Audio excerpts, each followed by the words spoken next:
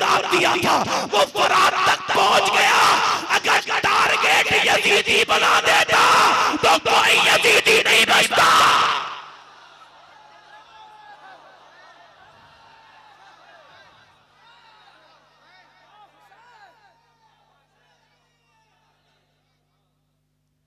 कोई यजीदी, कोई यजीदी, कोई यजीदी।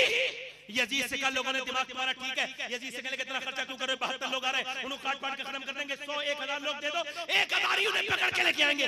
यजीद बोला दिमाग से काम लो और जाओ यहाँ से, तुम 22000 की लेके जाओ। कहा क्यों? कि तुमने 72 देखे हैं मगर ये नहीं देखे अली के पोते कितने हैं और बेटे कितने हैं। हमारे उलमा ने लिखा है ऐसे जिहाद, ऐसे बयान करो करबला के जवानों में जिहाद का जज्बा पैदा। अब्बास गए भी, मैंने कहा अब्बास एक हाथ विजी करके भेजा है हुसैन, उसमें क्या है? पानी, और पानी को लेके चले हैं। एक बाजू कटा, दूसरे बाजू से पकड़ा, दूसरा बाजू भी कट गया तो दांतों से पकड़ लिया। तीर मार के जब पानी गिर रहा था तो अब्बास की आंखों से आंसू आए और दूर से बोले सकीना तेरा चचा तेरे लिए पानी न ला सका। जब वो जंग हो रही थी एक औरत गुजर के जा रही थी, उधर से एक औरत गुजर के जा रही थी, उसके बच्चे की शादी थी, वो शॉपिंग करने जा रही थी। अपने बेटे से देख के तो कैसे शोर मच रहा है, बेटा आके रोने लगा, देख के आया रोने लगा, कहने लगा अम्मा मैंने इतना खूबसूरत इंसान कभी नहीं देखा था। मैंने सामने देखा सूरज से ज्यादा एक शख्स का चेहरा चमक रहा था, उसके चेहरे पे इतना नूर था। मैं करीब गया, मैंने पूछा ये कौन है जिनके खिलाफ लोग जंग लड़ रहे हैं? वो जो सामने खड़े हैं, पहचाना नहीं? फातिमा के बेटे हैं, अली के लाडले हैं, नबी के जो कांधों में खिलते थे ना वही हुसैन हैं। और ये कह के अपनी माँ से बोला मैंने हुसैन पे बड़ा सख्त इम्तिहान का वक्त देखा है। माँ बोली मेरे बेटे मैंने आज तक तुझसे अपनी दूध की कीमत नहीं मांगी, अपने अभी तक दूध का बदला ऐसा कर आज दूध का बदला दे देगा। का बोल माँ का कल हुसैन पर जान दे दे। मैं ऐसी शादी करके क्या करूंगी कि हुजूर का घर लुट रहा है, मैं अपने घर का बेटे का घर बसाऊं, मेरे ईमान ये गवारा नहीं करेगा। मेरे बेटे चल। बेटा भी खुश खुश अपनी माँ के साथ चल दिया। इमाम उसके पास गई, कहने लगी मैं बेवा हूँ, मेरे बच्चे को कबूल कर लो। इमाम ने फरमाया ले जा। पहले उसने बड़े इसरार किया ना, रोने लगी। इमाम ने कहा ठीक है चला जा, चली जा। अब वो गया और जब वो लड़ा तो उसने काटे तो कई, मगर सब एक साथ आ जाते थे ना भेड़िए। अब जब माँ ने देखा मेरा बेटा जंग में है तो ऐसे करके अपनी झोली फैला रही है, अल्लाह मेरे बेटे को शहादत की मौत अता कर दे। जैसे ही जंग में उसकी गर्दन कटी है, माँ की झोली में आके गिरी और जैसे गिरी माँ ने उस झोली में से सर को उठाया और अपने बेटे की तरफ, अपने बेटे की सर को यजीदियों की तरफ फेंक के कहा ये लो यजीदियों, जो चीज हम अल्लाह की राह में दे देते हैं वापस नहीं लेते।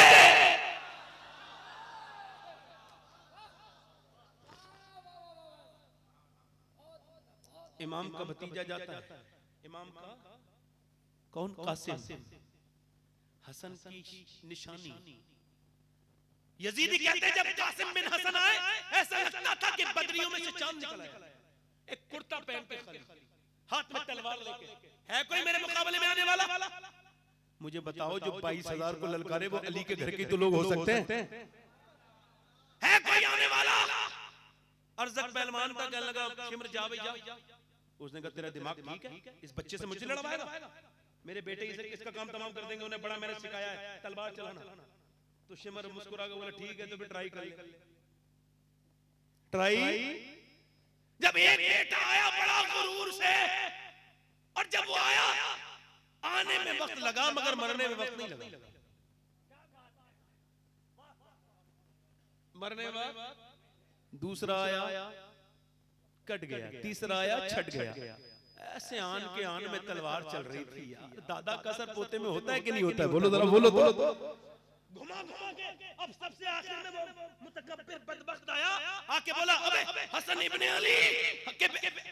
अली के बेटे कासिम, मुझे जानता है मैं अर्ज़क हूं, मेरा नाम सुना होगा तूने। आपने फरमाया तेरा नाम तो मैंने नहीं सुना मगर तूने मेरे दादा का नाम जरूर सुना होगा। क्या लगा मैं 500 से लड़ता हूं, कब बाद में लड़ना, तेरा तो दिमाग खराब हो गया। 4 बेटे तेरे क्या मर गए, तेरा तो तवाज़ुन खो बैठा, तेरा दिमाग ही ठीक नहीं है, तेरे तो जीन तक खुली हुई है, घोड़े की तू गिरने वाला। उसने जब नीचे को देखा ना तलवार आन की आन में उठी है और गर्दन ऐसी समझ गई अली का वो घर है जिस घर का हर एक बच्चा जहां पैदा हुआ शेरे खुदा मालूम होगा। शेरे खुदा। मगर जब कासिम की तरफ 22,000 कुत्ते आने लगे तो उन्होंने मारे तीर। तो इमाम जब गए उनकी लाश को उठाने वो शहीद हुए तो और लाशें हाथ में उठा के लाते थे, मगर इनके लिए चादर बिछाई और चादर बिछाने के बाद फिर सर रखा, फिर टांगे रखी, फिर पूरे जिस्म के आज़ा रखे। इमाम ने फिर गठरी बांधी, गठरी को जवान भतीजे की गठरी को उठा के इमाम चल रहे हैं, अल्लाह चल रहे हैं, खैमे में पहुंचे। उसके बाद आपके बेटे की शहादत हुई अली अकबर की। जब आप गए ना, अच्छा अली अकबर की चेहरा बिल्कुल हुजूर की तरह, सैयदा ज़ैनब का चेहरा सैयदा फातिमा की तरह, हजरत अब्बास का चेहरा अली की तरह। कुदरत ने ये जमा किए थे कहाँ? करबला में कि हुसैन जब तुम्हें ज्यादा याद आए अपने अब्बा की तो अब्बास का चेहरा देख लेना, जब ज्यादा याद आए अपने नाना की तो अपने बेटे अली अकबर का चेहरा देख लेना, जब ज्यादा याद आए अपनी माँ फातिमा की तो अपनी बहन ज़ैनब को देख लेना, उसका दीदार कर लेना। मगर ये कमर करबला है। आला हज़रत फरमाते हैं कौन ऐसा सुन्नी होगा जिसके दिल में वाक़ई करबला का दर्द न हो, जिसकी आंख पुरनम और दिल रंजीदा न हो। कौन ऐसा सुन्नी होगा? आला फरमाते हैं फतवा रज़िया में। इमाम जब अपने बेटे की लाश उठाने गए ना तो आंखों में आंसू थे। इमाम ने कहा मेरे बेटे रो क्यों रहे हो? तो बेटे के आंसू पोंछे, नाना तेरा इंतजार कर रहे हैं, तेरी दादी अपने पोते को देखेगी जन्नत में, जाना मेरे बेटे क्यों परेशान है, रोता क्यों? तो आंखों में आंसू ला के बोले अब्बा आप अकेले रह जाएंगे, मैं इस वजह से रो रहा हूं। इमाम ने अपने बेटे को उठाया, अच्छा 6 महीने के बेटे को दफन किया है, बस एक ही कब्र बनाई है इमाम ने। उलमा लिखते हैं इस वजह से कब्र बनाई थी अली असगर की कि बाद में घोड़े दौड़े थे, अगर उनके जिस्म पे एक भी घोड़े का पांव रख जाता तो अल्लाह पूरी कौम को उसी वक्त अजाब में मुब्तला कर देता।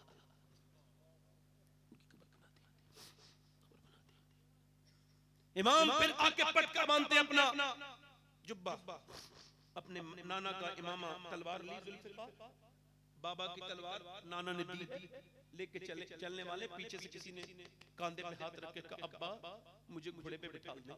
वो शख्स जो आया ना पीछे वाला, उसके हाथ में डंडा चला नहीं जाता है, मगर मुझे घोड़े बिठा दे, मैं पहले शहीद हो जाऊं, मुझे अच्छा नहीं लगेगा कि बाप बेटे के सामने शहीद हो रहा है। तो हजरत इमाम ने ज़ैनुल आबिदीन के माथे को चूम के कहा तू मेरी अमानतों का अमीन बनेगा, तू मेरा खलीफा है, तुझे मैं वो सब दे रहा हूं जो मुझे मेरे बाप अली ने दिया था, तेरे सर पे वही इमामा बांध रहा हूं, सारी तुझे मैं विरासतें सौंप रहा हूं, और मेरा इम्तिहान यहाँ खत्म हो रहा है, तेरा इम्तिहान शुरू हो रहा है। मेरे बेटे तेरा दमिश्क में इम्तिहान होगा, तेरा हर जगह इम्तिहान होगा। इमाम ने बेटे को समझाया, फिर औरतों में गए, जाके बोले रोना नहीं, चीखना नहीं, चिल्लाना नहीं, ए हुसैन के घर की औरतों, अहले बैत, रोना चीखना चिल्लाना नहीं, ए शहरबानो, ए उम्मे रुबाब, ए ज़ैनब आप रोना नहीं। सैयदा ज़ैनब ने कहा किसके सहारे छोड़ के जा रहे हो? जिसके सहारे इब्राहिम हाजरा को छोड़ के गए थे उसी के सहारे छोड़ के जा रहे। मगर इमाम रो नहीं रहे हैं, जो जवां बेटे की मैयत पे न रोया।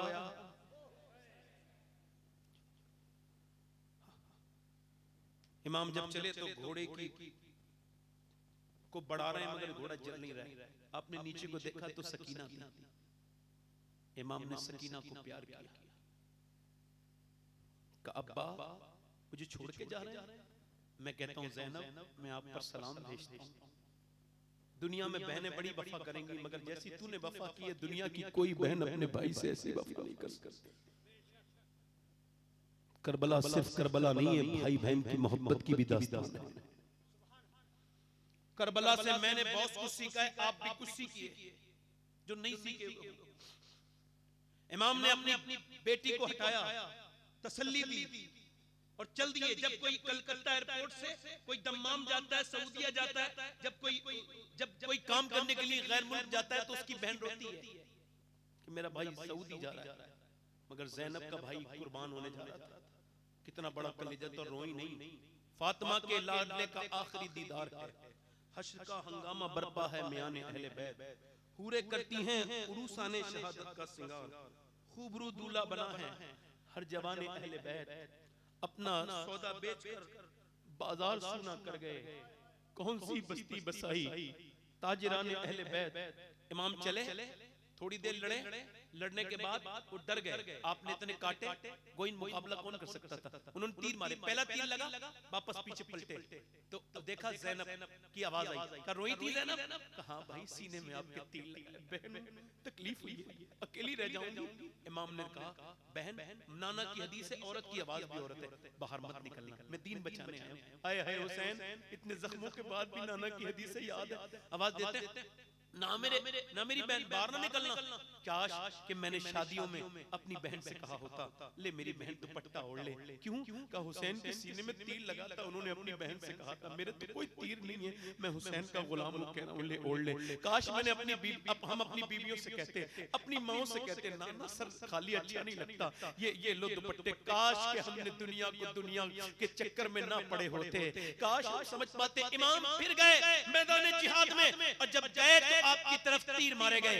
अब मुझे बताओ कि जब 10-15 हजार तीर आएंगे तो कोई जगह ऐसी होगी जो ना लगे। एक तीर सीने में लगा था, उसको निकाल ही रहे थे कि फिर दूसरा तीर माथे की हड्डी में जाके पेवस्त हो गया, उसको निकाल ही रहे थे कि फिर और तीरें और नेज़े, और फिर जमीन पे जब तशरीफ लाए घोड़े से गिरने लगे ना नीचे को, तो गिरते गिरते लब हिल रहे थे, और लबों पे मालूम है क्या था? ऐ अल्लाह मेरे नाना की गुनहगार उम्मत को बख्श देना, मेरे नाना की गुनहगार नीचे आ रहे हैं, पूरा जिस्म पूरा जख्मों से चूर चूर है, कोई जगह ऐसी नहीं है। ये वो जिस्म है जिसे मेरे नबी प्यार करते थे। ये पेशानी कौन सी थी जिसमें नबी बुसा देते थे? पूरे जिस्म पर भूखे हैं, प्यासे हैं, पूरे जख्म है। इमाम नीचे तशरीफ लाए, नमाज पढ़ चुके थे, मगर सजदा शुक्र के लिए सर झुका दिया। सर झुकाया, ऊपर से शिमर ने खंजर रख दिया, ऊपर से खंजर चल रहा है, नीचे से जबान कह रही है ऐ अल्लाह हुसैन से राजी हुआ कि नहीं हुआ मालिक, हुआ कि नहीं हुआ? इस नवासे पर मोहम्मद मुस्तफा को नाज है, ऐसे बेटे पे अली और फातिमा को नाज है। सजदा तो सबने किया मगर तेरा नया अंदाज है, तूने वो सजदा किया जिस पर खुदा को नाज है। अल्लाह अकबर। जब ऊपर से खंजर चले और नीचे से अल्लाह की हमद बयान हो तो फरिश्ते पे हंगामा पैदा कर रहे हैं। अल्लाह ने फरमाया फरिश्तों तुम ही कहते थे ना हम सजदा करने के लिए काफी हैं, बताओ ऐसे सजदा कर सकते हो? ऐ फरिश्तों तुमको क्या पता कि जवान बेटे की लाश को अपने सामने गिरता देख के सजदा करना कितनी बड़ी बात है। तुमको क्या पता कि भतीजे भांजों की लाशें उठाकर सजदा करना कितनी बड़ी बात है। तुमको क्या पता कि 3 दिन के घर वाले भूखे प्यासे हों और खुद भूखा प्यासा रह के सजदा करने की कौन सी बात है। इमाम सजदे में है, शमशीर वक़फ़ कातिल हो खड़ा और कोई रहे सजदे में पड़ा, कहती है ज़मीन करबला इस शान का सजदा खेल नहीं, इमाम ने सजदे में किया है और मेरे इमाम की सीधी गर्दन को काट दिया गया है। मगर उन बीबियों को सलाम करना चाहूंगा, मैं ज़ैनब आपको सलाम करना चाहूंगा, मैं उम्मे रुबाब आपको सलाम करना चाहूंगा, मैं आपको शहरबानो सलाम करना चाहूंगा, मैं सकीना आपको सलाम करने चाहूंगा। कि जब सूरज डूबने लगा तो अहले बैत ने कहा सैयदा ज़ैनब ने नमाज की तैयारी करो। तयम्मुम कर लिया, पानी तो है नहीं, सारी बेटियां बीबियां हुसैन की सजदे में हैं। ऐसे नमाजी औरतें देखी कहीं आपने कि उधर ऊपर घोड़े दौड़ रहे हैं, भतीजे बेटों की लाश पर घोड़े दौड़ रहे हैं, उनकी हड्डियां टूटने की आवाजें आ रही हैं, मगर अहले बैत के घर की औरतें नमाज पढ़ रही हैं। तुम सजदों से क्यों खाली हो गए? तुमने सजदे करना क्यों छोड़ दिए? तुम्हारी पेशानियों में ऐसी क्या हो गई बात कि आप ये तड़पती नहीं सजदों के लिए? ये लुटा हुआ काफिला जब मदीने पहुंचा तो हजरत अली की एक बीबी जिंदा थी। उन्होंने देखा इमाम ज़ैनुल आबिदीन को तो चेहरा ढक लिया। तो इमाम ज़ैनुल आबिदीन आए, बोले क्या दादी भी पोते से पर्दा करती है? कहा अंता ज़ैनुल आबिदीन? कहा हाँ। मेरे लाल तेरी दाढ़ी सफेद हो गई? कहा हाँ। 2 घंटे जो मैंने अपने घर वालों को कत्ल होते देखा है उसने मेरी दाढ़ी पूरी सफेद कर दी, पूरी सफेद कर दी। मैं पूछना चाहता हूं अपनी बहनों से, अपने भाइयों से, हर बुराई का नाम यजीद है और अच्छाई का नाम हुसैन है। तुमने कितनी नमाजें पढ़ी, तुमने कितने अल्लाह को राजी किया, कब्रें हमारा इंतजार कर रही हैं। नौजवानों, ये क्या जवानियां हैं कि जो फेसबुक की शिकार हो गई। मैं नौजवानों तुमसे कह रहा हूं, अपने ज़मीर से पूछना, तुम्हारी तन्हाइयां बर्बाद हो गई, तुम्हें मोबाइल ने गंदा कर दिया, तुम्हारी अंदर से सोच बेकार हो गई, तुम्हें इंस्टाग्राम की गंदी वीडियो ले गई, तुम्हें वीडियो नाच ले गए। यजीद भी नाच देखता था, तुम भी नाच देखते हो।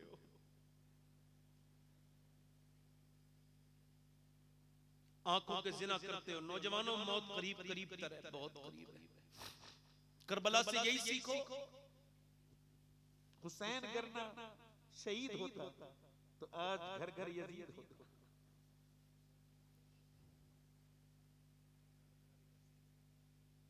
पूछना चाहता हूं, उस पैगंबर की कयामत के दिन हुसैन को क्या जवाब दोगे? बेनमाजियो, तुम तो पंखों में नमाज नहीं पढ़ रहे, तुम्हारे घर में तो मुसल्लों पर गर्द जम चुकी है, तुम्हारे घर के कुरान, तुम हुसैन के कुरान की तारीफ करते हो। कम से कम तुम सोचो, तुम्हारे घर में कुरान पढ़ा जाता है? मैं कहता हूं हुसैन जमीन के पर हो तो नमाज पढ़ रहे हो, और जब नेज़े पर हो तो कुरान पढ़ रहे हो। क्यों? तो फरमाते हैं, मैं अपने गुलामों को दो पैगाम दे रहा हूं कि न कभी नमाज छोड़ना, न कभी कुरान छोड़ना। हुसैन ने शहादत के बाद नमाज नहीं छोड़ी और शहादत के बाद कुरान भी नहीं। ये मेरी आज की तकरीर थी जो कि हो गई पूरी, मुकम्मल हो गई। बस ये आपसे गुजारिश करता हूं, मेरे दोस्तों, मेरे भाइयों, नौजवानों, मैंने अपने इन हाथों से कितनों को दफन कर दिया। मैं अपनी बात कर रहा हूं, किसकी क्या बात करूं? मैंने अपने बाप को दफन किया है, और जब मैं अपने बाप को दफन कर रहा था तो मुझको ये राज खुल गया था कि अब मौत से मेरी कोई यारी नहीं है। मेरे शेख फरमाते हैं, गौसुल आज़म शहंशाह बगदाद गौसुल आज़म फरमाते हैं कि एक आदमी से कहा, तेरा बाप मर गया, कहा तेरा भाई मर गया, कहा तुम मुझसे नसीहत के लिए आया? जिसके खानदान में मौतें हो गई हो और मौत को उसने काफी ना समझाओ, उससे इबरत न लियो, तो उसे मेरी बातें क्या असर करेंगी?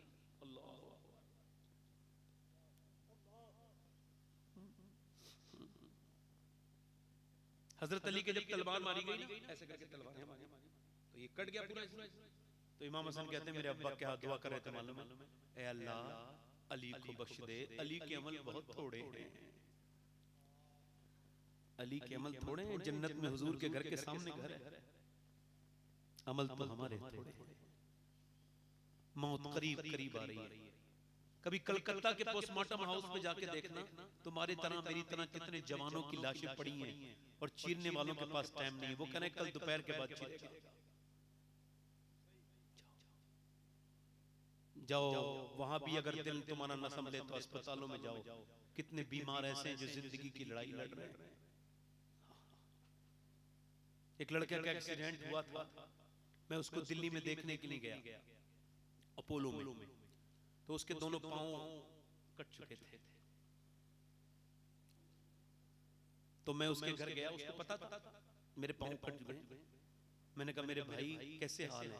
तो मेरा हाथ पकड़ के रोने लगा आपने मुझसे 50 बार कहा होगा नमाज पढ़ लो, पर मैं नमाज नहीं पढ़ पाया। आज मेरा दिल करता है नमाज पढ़ने का, मगर मेरे दोनों पांव कट चुके हैं, मैं अब अल्लाह के सामने खड़ा नहीं हो सकता। कभी नहीं कर सकता।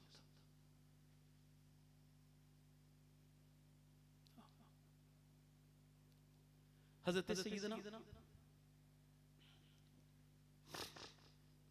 अनस इब्न मालिक, नौजवानों तुम्हारी जवानी इस वजह से नहीं है कि तुम लड़कियों का पीछा करो, उनसे चैटिंग करो, उनके पीछे भागो, औरतों से इश्क लाओ, ना ना ना,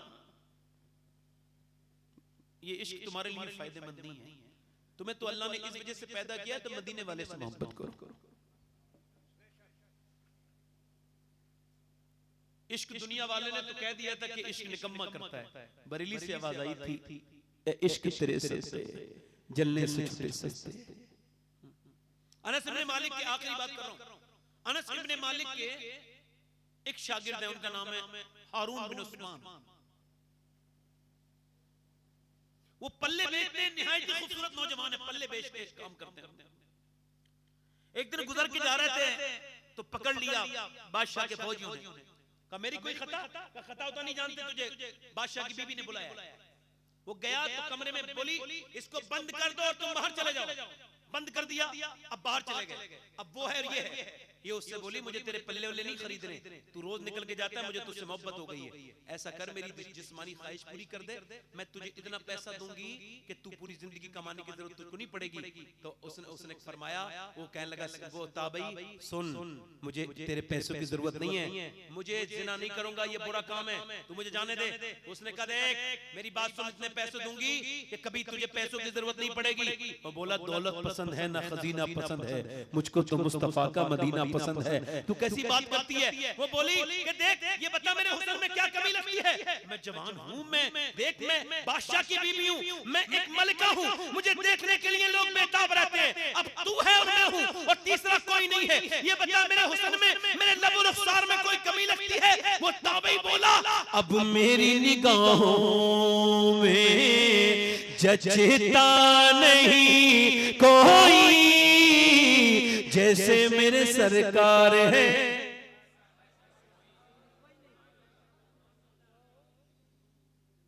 सूली पे चढ़वा दूंगी,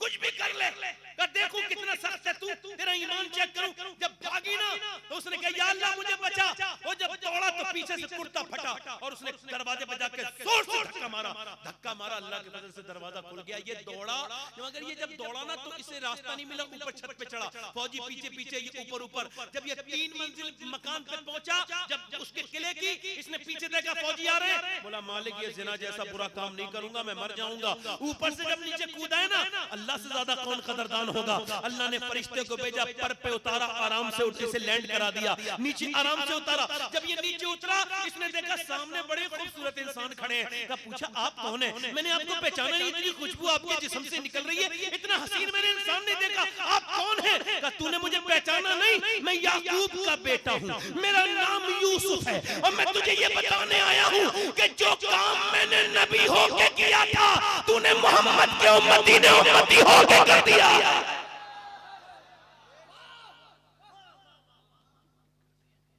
आज तुझे सीने से लगा लूं, सीने से लगाया, हारून बिन उस्मान के अंदर जिंदगी पर खुशबू, मर गए तो कब्र की मिट्टी से खुशबू लगाओ तो दिल तौबा करो उससे। हुसैन इब्न अली के सदके से कहो मालिक हम गुनहगार हैं, एक दिन रूह निकल जाएगी, मौत आ जाएगी, अंधेरी कब्र ठिकाना होगा। ये जिनके लिए जिंदगी जी रहे हैं जाके कब्रिस्तान में जाना, सुबह से लेकर शाम तक किसी का अजीज नहीं आता फातिहा पढ़ने, जिनके लिए रब को छोड़ते हो ना वो तुम्हें छोड़ देंगे एक दिन, इसलिए अल्लाह से तौबा करो, अब बुराइयों से तौबा करो, अपनी जिंदगियों में नेकोकार बनो, नेक बनो।